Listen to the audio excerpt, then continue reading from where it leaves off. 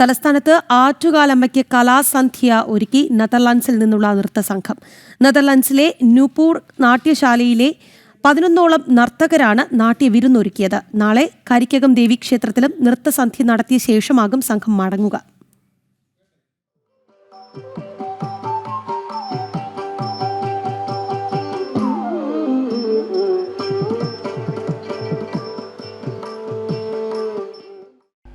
നെതർലൻഡിൽ നിന്നും കേരളക്കരയിലെത്തി നൃത്തം അവതരിപ്പിച്ച സംഘമാണിത്. എല്ലാ വർഷവും കേരളത്തിലെ വിവിധയിടങ്ങളിൽ നെതർലൻഡിൽ നിന്നുള്ള ഈ സംഘം എത്താറുണ്ട്. ഇത്തവണ ആറ്റുകാലമ്മയുടെ തിരുമുൻപിൽ നെതർലൻഡിലെ ന്യൂപൂർ നാട്യശാലയിലെ 11ഓളം നർത്തകർ അരങ്ങ് തകർത്തു.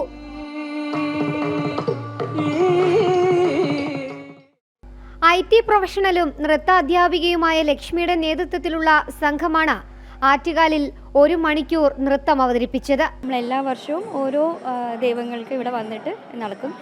ഇപ്രാവശ്യം നമുക്ക് ഭാഗ്യം ലഭിച്ചത് ആറ്റുകാലമ്മയ്ക്ക് വേണ്ടിയായിരുന്നു. ആംസ്റ്റർഡാമിലെ സ്ഥിരവാസികളായിട്ടും നാടും നാടിൻ്റെ കലാരൂപങ്ങളും പിന്തുടരാനും അതിൻ്റെ ഭാഗമായി ജന്മനാട്ടിൽ നൃത്തം ദേവിക്ക് സമർപ്പിച്ച സംതൃപ്തിയിലുമാണ് പ്രീതിയുള്ളത്.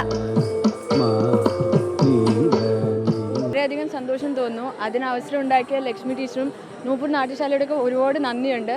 നമ്മൾ നെതർലൻഡ്സിൽ നിന്നിട്ടും ഇങ്ങനത്തെ നമ്മുടെ കൾച്ചറും നമ്മുടെ സാംസ്കാരികമായ ഈ വക കലകളും ഇപ്പോഴും നമുക്ക് നമ്മുടെ അടുത്ത തലമുറയ്ക്കും അത് പങ്കിടാൻ പറ്റുന്നു എന്നുള്ളതിൽ ഭയങ്കര സന്തോഷമുണ്ട്. അമ്മയെ കണ്ടതിലും സന്തോഷമുണ്ട്.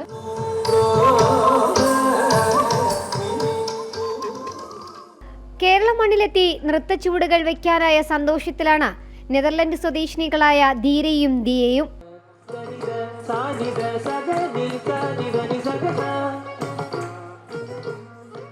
It was very nice and I found them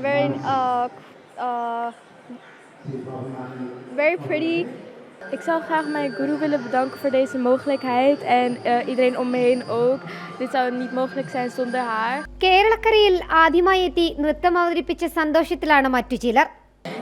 എൻ്റെ ഫസ്റ്റ് ടൈം അമ്പലത്തിൽ കളിക്കുന്നത്, അതുകൊണ്ട് ഇതെനിക്കൊരു ഭയങ്കര പുതിയ ഓപ്പർച്യൂണിറ്റി ആയിരുന്നു. പിന്നെ എനിക്ക് അമ്മയുടെ അനുഗ്രഹം കിട്ടിയിട്ടാണ് ഇപ്പോൾ കളിക്കാൻ പറ്റിയത്. നാളെ കരിക്കകം ദേവീക്ഷേത്രത്തിലും നൃത്തസന്ധ്യ നടത്തിയ ശേഷമാകും സംഘം മടങ്ങുക. ജനം, തിരുവനന്തപുരം.